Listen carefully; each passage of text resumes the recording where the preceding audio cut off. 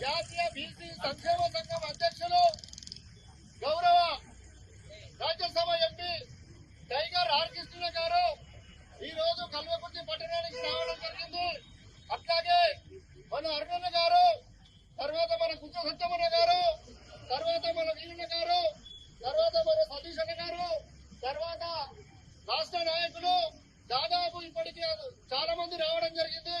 ఈ రోజు నాగర్ కర్నూలు పట్టణంలో కుమ్మర అనే గ్రామంలో ఒక చిన్నారిని బలి తీసుకున్నటువంటి ఒక అమానుష సంఘటనకు దాన్ని తీవ్రంగా ఖండిస్తూ ఆ కుటుంబానికి అండగా నేనున్నానంటూ టైగర్ ఆర్ కృష్ణ అన్న గారు ఇక్కడికి రావడం జరిగింది. మా కల్వకుర్తి పట్టణ తరఫున అన్నగారికి ప్రత్యేక ధన్యవాదాలు తెలియజేస్తున్నాము. జై బీసీ. నాయకత్వంలో సెలవు నాగర్ కర్నూలు ఇక్కడ మొన్న కుమ్మర గ్రామంలో జరిగిన కుల దురహంకార హత్యాకాండ, ఒక బంగారు భవిష్యత్తున్న ఒక 2 నెలల పసికందు ఆమె ముఖ్యమంత్రి ఏదేమో ఎవరికి తెలుసు.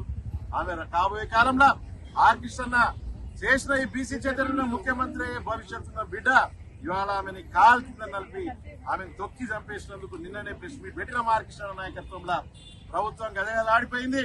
ఇవాళ 50 వెహికల్ కాన్వాయ్ తోటి ఆర్ కృష్ణ నాయకత్వంలో 500 మంది తోటి వీడికి రావడం జరిగింది నాగర్ కర్నూలు. ఇక్కడ వీళ్ళకి మద్దతుగా, కుటుంబానికి మద్దతుగా ఆర్ కృష్ణ నాయకత్వం ఇక్కడికి వస్తున్నాము. ఆర్ కృష్ణ గారు ఈ నెల 27వ తారీఖున భారీ ఎత్తున రాష్ట్ర వ్యాప్తంగా నిరసనలు, ర్యాలీలు, దీక్షలు, దిష్టి బొమ్మ దహనాలు, కలెక్టరేట్ ముట్టడిలకు పిలుపునిచ్చిన మొట్టమొదటి నాయకుడు ఈ కుల దురహంకార హత్యకు వ్యతిరేకంగా మనమంతా గర్వించదగ్గ నాయకుడు ఆర్ కృష్ణ గారు. 2 సంవత్సరాల నుండి ఆర్ కృష్ణ చెప్తానే ఉండి రాష్ట్ర ప్రభుత్వానికి, ముఖ్యమంత్రి గారు చెప్తానే ఉండు కామారెడ్డి డిక్లరేషన్ అమలు చేయి, బీసీల కోసం కామారెడ్డి. మీరు సిద్దరామయ్య తోటి కామారెడ్డి డిక్లరేషన్ అనౌన్స్ చేయించారు. మీరు అక్కడ నుండి పట్టుకొచ్చారు. మీరు బీసీ నాయకుడు సిద్దరామయ్యని ఆయన కామారెడ్డి డిక్లరేషన్ లేమన్నాడు. ఆయన 42% రిజర్వేషన్ ఇస్తా అన్నాడు. ఎంబీసీలకు మినిస్టర్ ఇస్తా అన్నారు. అక్కడే కులగణన చేస్తున్నారు. ఏం చేసింది ప్రభుత్వం? ఓ పిల్లగాడు దీక్ష చేస్తే కులగణన కోసం ఆయన చౌకం చేసింది. జక్కరి సంజయ్ పిల్లగాడు ఆర్ కృష్ణ పోయి దీక్ష విరమింపజేసిర్రు.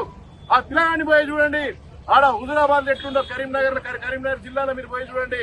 ఆయన శరీరం ఎట్లయిందో మీరు చూడండి. ఎంత మంది కావాలి, ఎన్ని శవాలు కావాలి మీకు?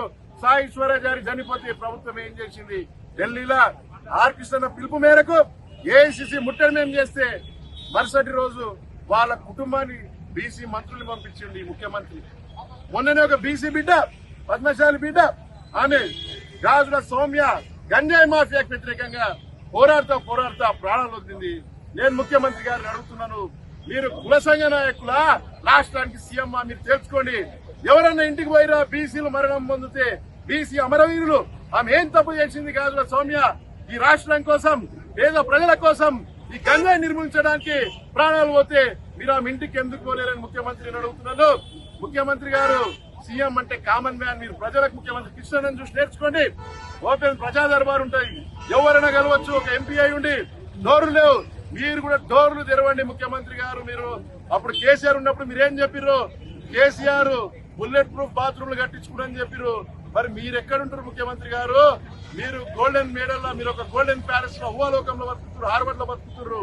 ఇది కాదు ముఖ్యమంత్రి గారు. రండి, ఈ కుటుంబాన్ని పరామర్శించండి మీరు, లేదా రాజీనామా చేసుకోండి.